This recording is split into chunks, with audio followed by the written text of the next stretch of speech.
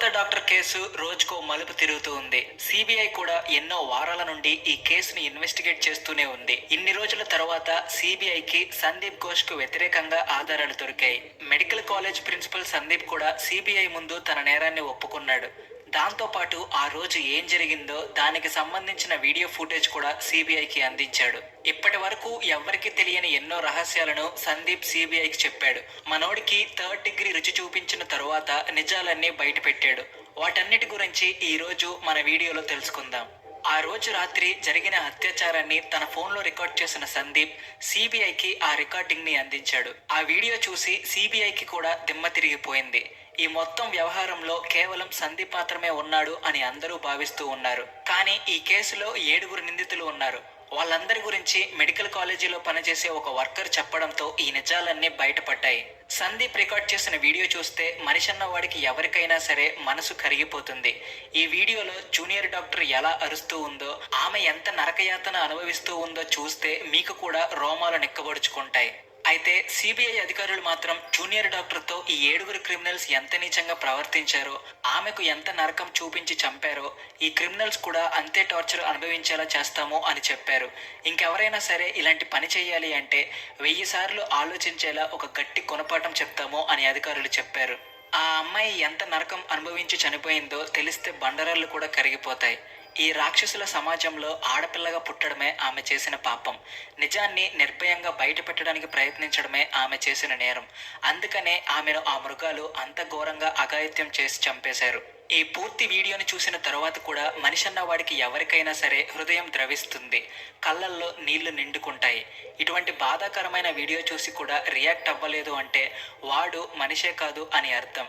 మరో ముఖ్యమైన విషయం ఏమిటంటే, ఇటువంటి సంఘటనలు జరిగినప్పుడు నోరు తెరిచి నిలదీయకపోతే ఆ నేరంలో మనం కూడా భాగస్వాములమే అవుతాం. ఆ జూనియర్ డాక్టర్కి న్యాయం జరగాలి అని మీరు కోరుకుంటే జస్టిస్ ఫర్ లేడీ డాక్టర్ అని కామెంట్ సెక్షన్లో రాయండి. ఫిజికల్గా మనం ఈ కేసులో ఇన్వాల్వ్ అవ్వలేము, కనీసం సోషల్ మీడియా ద్వారా అయినా సరే ఈ కేసుని న్యాయం లభించే దిశగా నడిపించగలం. సోషల్ మీడియా పవర్కి ఎవరైనా తలవంచాల్సిందే. ఈ కోల్కతా కేసులో కూడా మనం ఇదే విషయం ఇప్పుడు చూస్తూ ఉన్నాం. సోషల్ మీడియాలో నిరసనలు తెలపడం వల్ల మాత్రమే ఈ కేసు సిబిఐ దాకా వెళ్ళగలిగింది. అయితే ఇక్కడ బాధాకరమైన విషయం ఏమిటంటే, ఇప్పటి వరకు కూడా దోషులకు శిక్ష పడలేదు. ఆర్జికర్ మెడికల్ కాలేజీ ప్రిన్సిపల్ సందీప్ను సిబిఐ కొన్ని ఆధారాలతో అరెస్ట్ చేసింది. 4 రోజుల పాటు రిమాండ్లో కూడా అతన్ని పెట్టారు. 100 గంటల పాటు అతన్ని ఇంట్రాగేషన్ చేసిన తర్వాత అతను ఎన్నో రహస్యాలు బయట పెట్టాడు. అతను చెప్పిన విషయాలు విని సిబిఐ వాళ్లకు కూడా దిమ్మ తిరిగిపోయింది. ఇటువంటి పాడు పని ఒక మనిషి చేశాడు అంటే వాడు మనిషికి పుట్టినవాడు కాదు, రాక్షసులకు పుట్టినవాడు అని అధికారులు కూడా అనుకున్నారు అంటే ఘటన ఎంత దుర్మార్గంగా ఉందో మీరే ఆలోచించవచ్చు. సందీప్ ఘోష్ చెప్పిన దాని ప్రకారం ఆ రోజు రాత్రి లేడీ డాక్టర్తో తప్పు పని చెయ్యాలి అని వాళ్ళు ముందుగానే ప్లాన్ చేసుకోలేదు. ఆ అమ్మాయి మెడికల్ కాలేజీలో జరుగుతున్న అవినీతిని బయట పెట్టకుండా ఉండేలా చూడాలి అని మాత్రమే వాళ్ళు భావించారు. ఆ హాస్పిటల్కి చెందిన ఎంతో మంది అధికారులు జూనియర్ డాక్టర్ని లొంగ తీసుకుని తమకు తగినట్టుగా ఆమె ప్రవర్తించేలా చెయ్యాలి అని అనుకున్నారు. కానీ ఎట్టి పరిస్థితుల్లో కూడా అవినీతికి పాల్పడే ప్రసక్తే లేదని, తప్పుడు పనులు చెయ్యలేను అని జూనియర్ డాక్టర్ తేల్చి చెప్పింది. మరో గత్యంతరం లేక ఆ టైంలో ఆమెను అత్యాచారం చేసి చంపాల్సి వచ్చింది అని సందీప్ చెప్పాడు. జూనియర్ లేడీ డాక్టర్కి మెడికల్ కాలేజీలో జరుగుతున్న నేరాల గురించి, డాక్టర్ల ముసుగులో వాళ్ళు చేస్తున్న పాపాల గురించి బాగా తెలుసు. వీటన్నిటి గురించిన ఇన్ఫర్మేషన్ పోలీసులకు ఆమె చెప్పేలోపే ఆమె ఊపిరి ఆగిపోయేలా చేశాడు సందీప్.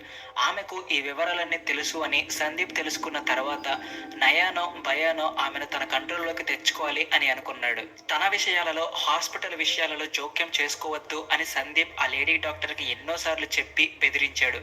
ఎన్నో కోట్ల డబ్బులు కూడా ఇస్తాను అని ఆశ పెట్టాడు. కానీ ఆ జూనియర్ లేడీ డాక్టర్ మాత్రం అందుకు ఒప్పుకోలేదు.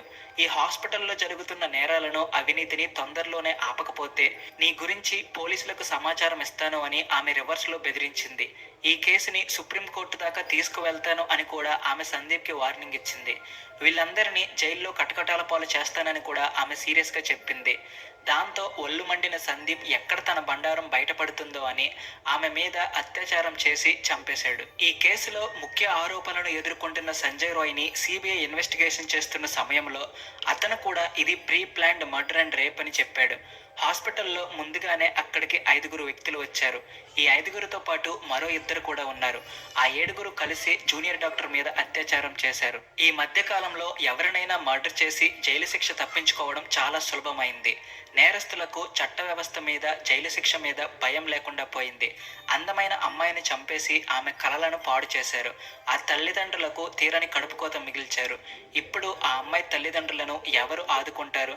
వాళ్ళకి న్యాయం ఎప్పుడు లభిస్తుంది? నిందితులకు శిక్ష పడినా సరే పోయిన ఆ అమ్మాయి ప్రాణాలు అయితే వెనక్కి రావు కదా. ఇటువంటి నేరాలు ఘోరాలు జరగకుండా ఎలాంటి చర్యలు తీసుకోవాలో ప్రభుత్వం ఆలోచించాలి. గల్ఫ్ దేశాలలో చేసినట్టుగా ఇలాంటి వెధవలకు నడి రోడ్డులో అందరూ చూస్తూ ఉండగా శిక్ష పడితే అప్పుడు మిగిలిన వాళ్ళు కూడా దారిలోకి వస్తారు. భవిష్యత్తులో ఇలాంటి దారుణమైన సంఘటనలు జరిగేందుకు అవకాశం ఉండదు. సమాజంలో ఇటువంటి సంఘటనలు పెరిగిపోతూ ఉంటే, దోషులకు శిక్ష పడకుండా ఉంటే ఆడపిల్లలు బయటకి రావడం కూడా కష్టమైపోతుంది. ఇటువంటి దుర్మార్గులు చిన్న చిన్న పిల్లల్ని కూడా వదిలిపెట్టకుండా తమ రాక్షసత్వం చూపిస్తూ ఉన్నారు. ఈ మధ్యకాలంలో ఏ న్యూస్ పేపర్ చూసినా, ఏ ఛానల్ పెట్టినా సరే ఇటువంటి అత్యాచారం జరుగుతున్న కేసులు ఎన్నో కనిపిస్తూ ఉన్నాయి. క్రిమినల్స్కి శిక్ష పడుతుందా అంటే అది ఆ దేవుడికే ఎరుక. కొన్ని రోజుల పాటు కాదు కదా, కొన్ని సంవత్సరాల పాటు కోర్టులో ఆ కేసు నడుస్తూ ఉంటుంది. కేసు చివరికి వచ్చి జడ్జిమెంట్ వచ్చేలోపు పుణ్యకాలం కాస్త దాటిపోతుంది. ఈ లోపు నేరస్తులు బెయిల్ మీద బయట తిరుగుతూ దర్జాగా బతుకుతూ ఉంటే పాపం వారి చేతిలో నరకం అనుభవించిన వారు మాత్రం ఆత్మవిశ్వాసాన్ని కోల్పోయి బయటకు అడుగు పెట్టడానికి కూడా భయపడుతూ ఉంటారు. అందుకే ఇలాంటి కేసులు ఏమున్నా సరే తొందరగా జడ్జిమెంట్ వచ్చేలా, నేరస్తులకు తగిన శిక్ష పడేలా చట్టాలు మారాలి. చట్టాలు ఎవరికి చుట్టాలు కావు అని అందరికీ తెలియాలి. ఈ కాలంలో అమ్మాయిలు కూడా అబ్బాయిలతో పోటీ పడుతూ ఉద్యోగాలు చేస్తూ ఉన్నారు. నైట్ షిఫ్టులకు కూడా వాళ్ళు భయపడకుండా వెళ్తున్నారు. అయినప్పటికీ కూడా వాళ్ళల్లో ఎన్నో భయాలు ఉన్నాయి. ఎవడో ఒక రాక్షసుడు అకస్మాత్తుగా తన మీద దాడి చేస్తాడేమోననే భయం అమ్మాయిలకు అనుక్షణం ఉండనే ఉంటుంది. మన దేశం అమ్మాయిలకు సేఫ్ కాదు అని బయట దేశాలు కూడా వాళ్ళ ఆడవాళ్లను ఇక్కడికి పంపించడానికి ఇష్టపడట్లేదు. అందుకే ఇదే సరైన సమయం. ఈ కోల్కతా కేసులో ఎవరైతే నిందితులుగా పట్టుపడ్డారో వాళ్ళందరికీ కఠినమైన శిక్ష విధించాలి. తరతరాల పాటు వాళ్ళ గురించి, వాళ్ళకు పడిన శిక్ష గురించి అందరూ చెప్పుకోవాలి.